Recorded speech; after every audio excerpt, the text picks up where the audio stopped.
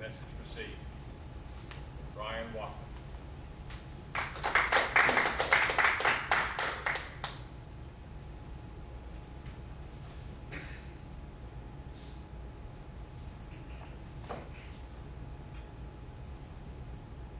Fellow Toastmasters, honored guests, thank you for coming today. It's a beautiful day outside. I know there's a lot that we can be doing, but I'm very glad to be here speaking to you today. Something I want to talk to you about is something about messages sent and messages received. And as Toastmasters, we know this all too well.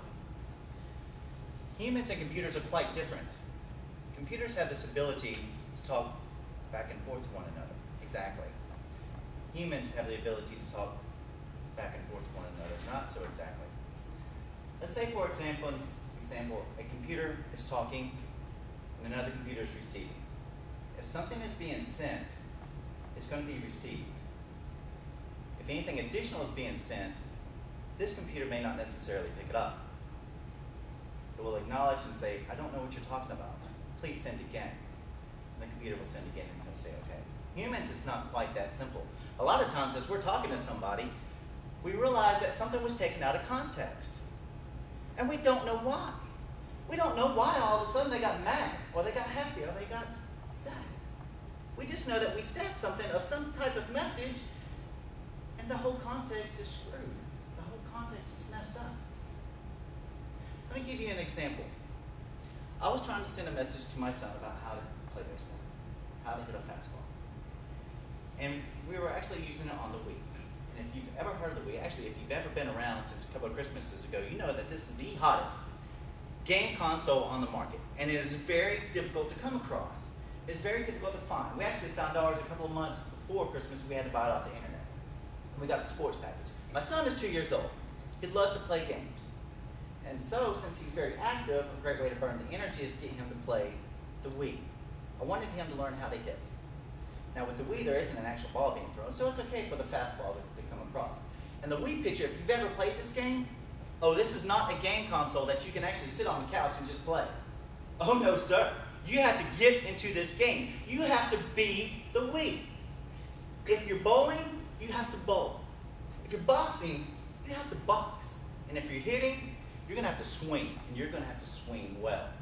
This little no-arm, no-leg pitcher of the Wii can throw a fastball from 62 to 94 miles an hour. He can throw sliders, curves, sinkers, anything you can think of. And you have to be able to adapt to that pitch as if it was in real life. So I used to be an all-star player, so I know how to hit a couple balls. So I'm telling my son, okay, look, when you're the Wii, you got to get a good stance, good concentration. You got to be able to get a good grasp, watch the ball as it's coming down.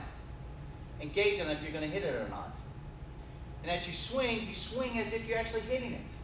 And so you grab the energy from the ground, up through your legs, through your torso, through your hand, to the ball, to the back, to the ball. Crack, it's a home run. And you get to run around the little imaginary bases, and you get to hear the crowd go, ah, yeah. And you get to stop the home plate, imaginary friends high-fiving, and all is well. It's a good feeling. And with the Wii, you still get that feeling because you be the Wii. And so as I tell him, okay, son, I'm going to show you how this is done. This is how Daddy does it. And yes, this is actually how I play the Wii, because I'm the Wii. Get a good grasp, look, follow the pitch. As it's coming down, you swing, you connect. And as I did that, on the first pitch, he throws a 64-mile-an-hour curveball, and I missed it. Ah, I got so aggravated. Oh, no. So I said, okay, son, second pitch. Daddy's got this one. Concentrate, look, pitcher throws, swing. Oh! 84 miles an hour. I can't believe this Wii pitcher just got 2 strikes on Dad. While I'm trying to teach my son, while I'm trying to send him a message. It's all right, son. It's Babe Ruth now. St. Aaron all the way.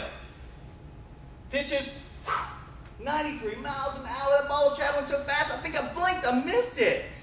And I was aggravated. Oh, I can't believe this Wii pitcher just struck me out in front of my son. How embarrassing is that?